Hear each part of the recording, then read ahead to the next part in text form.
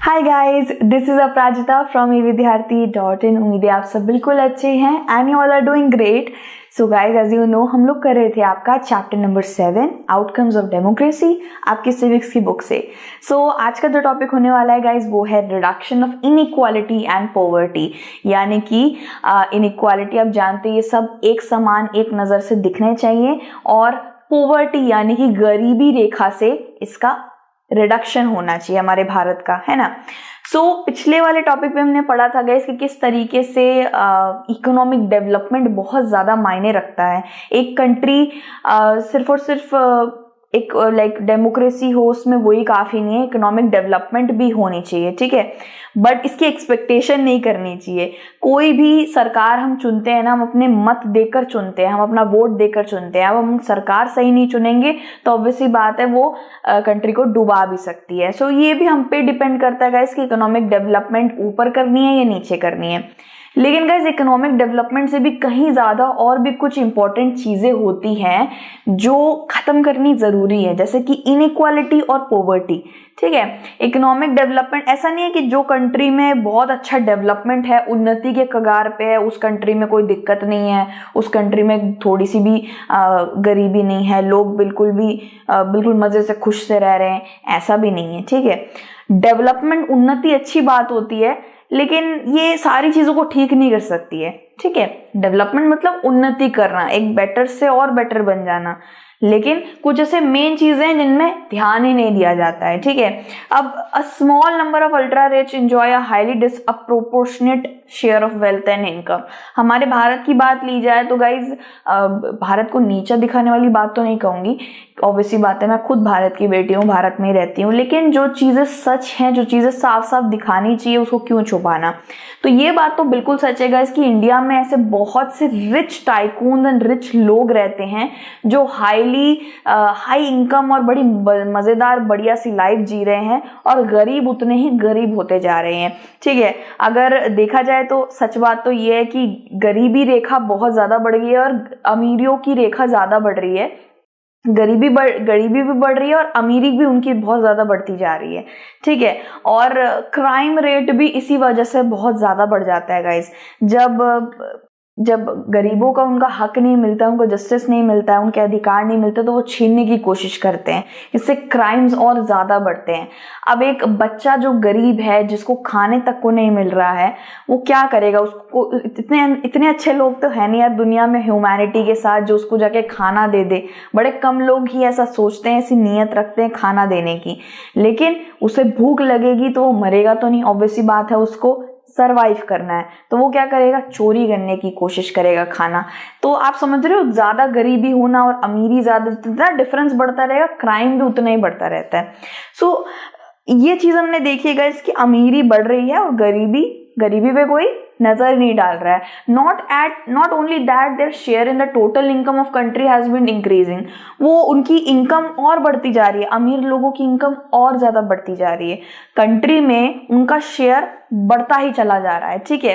And those at the bottom of the society, ठीक है, those at the bottom of the society में सारे below poverty line वाले लोग, गरीब लोग, मिडिल क्लास लोग, ठीक है, इन सब लोगों को इवन बेसिक राइट्स भी नहीं मिल रहे हैं, बेसिक चीजें भी नहीं मिल रही हैं, जैसे कि फूड, वाटर, शेल्टर, क्लोथिंग, सब गरीबी। लाइक कोई भीख मांगने जा रहा है, किसी का पेट नहीं भरा, आई डोंट नो गाइस, बहुत से गरीब लोग होते हैं जो मे बी आपको लगता होगा बड़ी अच्छी लाइफ जीते हैं, अरे ये तो ऐसे ही भीख मांगते हैं, बट सीरियसली वो कोई अच्छी लाइफ नहीं जी रहे, उनको शायद 3-4 दिन से खाना भी नहीं मिलता है। मे बी लंगर वगैरह हो गया एंड ऑल, तो उसमें खा ही लेते हैं, आपको दिखता ही है, बट सीरियसली बात है, बहुत लोगों को वाटर, फूड, शेल्टर, बाल गंदे होते हैं, ब्रश तक नहीं करा होता है, ये बेसिक राइट्स उनको नहीं मिलते हैं जैसे हमें मिल रहे होते हैं, ठीक है।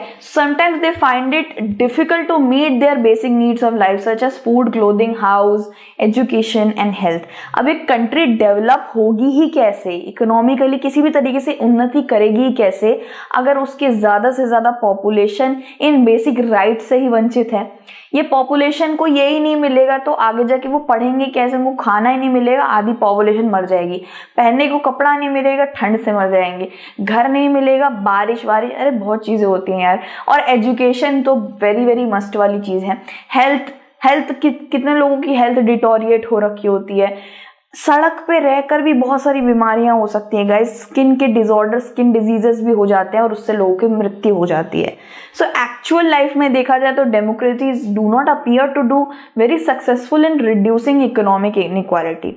अब हम तब से डेमोक्रेसी के बड़े अच्छेपन की बात कर रहे थे, हाँ democracy is a great model, but एक चीज देखनी चाहिए गाइस कि ये इनइक्वालिटी कहीं भी खत्म नहीं हो रही है। हम कुछ भी नया लाने की कोशिश करते हैं, बहुत सारी नई नई बिल्डिंग्स देख रहे हैं, रेसिडेंशियल अपार्टमेंट्स बन रहे हैं। अब हम लोग सब्जी लेने जाते थे, अब भाई ब्लिंकिट कर देते हैं, ग्रोफर से आ जाता है, सुबह सुबह दूध सबके घर में पहुंच जाता है, ऐप, इंटरनेट, बहुत चीजें बढ़ रही हैं, लेकिन यही चीज खत्म नहीं हो रही है। गरीबी, पॉवर्टी लाइन में सब चले जा रहे हैं। इनइक्वालिटी, लोगों के साथ अभी भी गलत होता है, ज्यादती होती है, धर्म को लेके, मजहब को लेके बहुत चीजें हो रही हैं। इन पे क्यों नहीं कोई ध्यान दे रहा है? So the poor constitute a large proportion of our voters.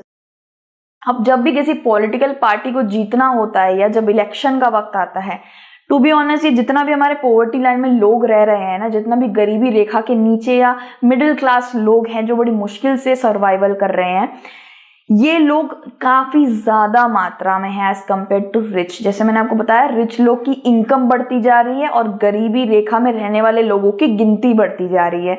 सो इनकी गिनती बहुत ज्यादा है, लेकिन इनके पास एक चीज है जिससे इलेक्शन में बहुत बेनिफिट होगा पॉलिटिकल पार्टीज को, और वो है वोट। इनके पास वोट है, तो पॉलिटिकल पार्टीज बहुत सारी ऐसी करती है कि उस वक्त पे जब इलेक्शन आते हैं ना, तब इनका बड़ा ध्यान रखती है, इनको हर तरीके से कोशिश करती है भाई, मतलब यार इनको पटाया जाए। फिर इनका वोट लेने के बाद, सरकार बनने के बाद, कोई फिर से सब लोग भूल जाते कि अरे एक मुद्दा था पॉवर्टी, उसको तो सॉल्व ही नहीं करा।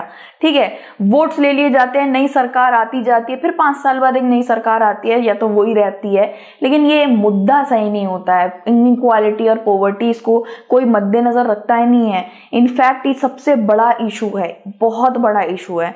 Democratically elected governments do not appear to be as keen to address the question of poverty. यही मैं बता रही थी गाइस कि हमारा सरकार जो है, आई नो बहुत सारा काम होता है इन लोगों को, बहुत सारी चीजें हैं, लेकिन ये ही सॉल्व कर दो तो सारी चीजें भी सॉल्व हो जाए। पॉवर्टी लाइन में रहने वाले लोगों को ऊपर लेके आने का ये चीज है, इसको सॉल्व करा जाए तो सब कुछ ही सॉल्व हो जाएगा।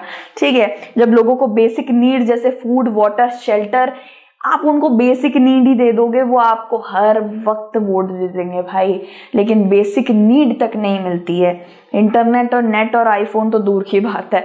ठीक है, so like for example guys, ये I can't eat everything, I will eat anything, this is such an emotional picture guys. ये सच में होता है। जब मैं भी कूड़ेदान में यार खाना वाना फेंका हुआ देखती हूँ, मुझे बहुत बुरा लग रहा था। एक बार मेरे साथ ऐसा केस हुआ था कि मुझे बड़ा मोमोज खाने का मन था, but I didn't have money क्योंकि मैं छोटी थी, और मेरे सामने किसी ने एक पूरा हाफ प्लेट मोमोज फेंका हुआ था। एंड मुझे तब एक वैल्यू पता चली यार कि जिसके पेट में भूख होती है ना, उसको सामने पड़े गंदे खाने की भी बहुत वैल्यू होती है, और हमें अगर ज़्यादा मिल जाता है तो हमें उसकी वैल्यू नहीं होती है। सो आई थिंक जितना भी हमें मिल रहा है उसकी वर्थ होनी चाहिए।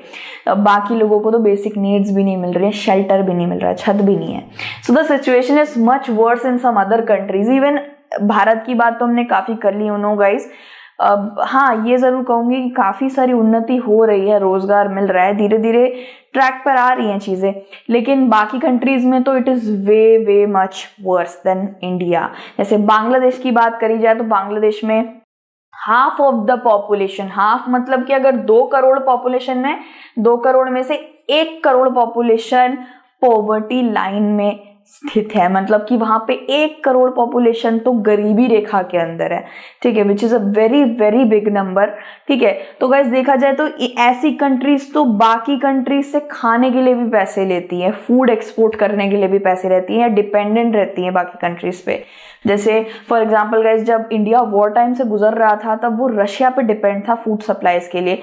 एक्चुअली रशिया ने इंडिया की बहुत मदद करी थी वॉर टाइम के अंदर, बहुत सारा गेहूं, बहुत सारा अनाज वगैरह भिजवाया था इंडिया को। That's why Russia is a good friend of our, good क्या, बहुत अच्छा भाईचारा है यार। तो देखा जाए तो गाइज, हाँ आई नो, अच्छी बात है कि कंट्रीज मदद करती है, लेकिन वो ज्यादा टाइम तक मदद नहीं करेगी क्योंकि उनको अपनी कंट्री भी देखनी है। तो people in several poor countries are now dependent on rich countries even for food supplies. ठीक है, यहाँ पे देखिए कंट्रीज का, मैंने कुछ कंट्रीज का फूड सप्लाई निकाला है, एटलीस्ट इतना मतलब फूड एक्सपोर्ट की वैल्यू बाकी कंट्रीज में जाती है, ठीक है। ये बड़ी कंट्रीज हैं और काफ़ी ज़्यादा रिच कंट्रीज में आती हैं, काफ़ी ज़्यादा पॉपुलेशन वाइज भी बड़ी हैं, और ऐसी बांग्लादेश जैसी छोटी छोटी कंट्रीज इन पर डिपेंडेंट रहती है, ठीक है। It's a very grave concern. Poverty और इनइक्वालिटी पे कोई नहीं देखता है, सब अपना वोट बैंक, आई नो सब अपना बेनिफिट निकालने में बैठे हैं, सब अपना सब कुछ बनाना चाहते हैं, लेकिन इन पे नजर नहीं जाती है, ठीक है। सो और भी मुद्दे होते हैं guys. Democracy, yes we are a democratic country, but still बहुत सी ऐसी चीजें हैं जो नहीं हो पा रही हैं अभी, और उस पर काफी ज्यादा ध्यान देने की जरूरत है। सो उसके बाद वाला टॉपिक है guys accommodation of social diversity. ये सब पर्टिकुलर टॉपिक्स हैं गाइज कि हमारे भारत में inequality, poverty, economic development, social diversity, ऐसे बहुत से मुद्दे हैं गाइज जिस पर ध्यान देना बचा हुआ है, ठीक है। तो दूसरी वीडियो में आपसे जल्दी से मिलते हैं। टिल देन अपना ध्यान रखिए। Thank you so much for watching. Take care and Jai Hind. Bye bye.